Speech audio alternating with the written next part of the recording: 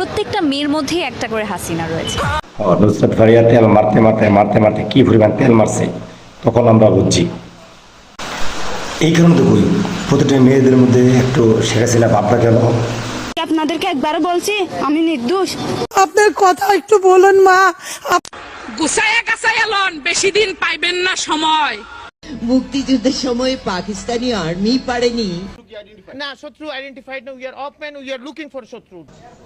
অনেক সারা শরীরে শুধু সেলাই গুলি রক্ত আর দাগের শেষ নাই, হাজার খানেক সেলাই আছে শরীরের মধ্যে। সংবিধান বাংলাদেশের আইন না মানেন, আপনার কাছে তিনটে অপশন আছে। এক অপশন উল্টা পাল্টা করবেন, হাত ভেঙে দিব, জেল কাটতে হবে।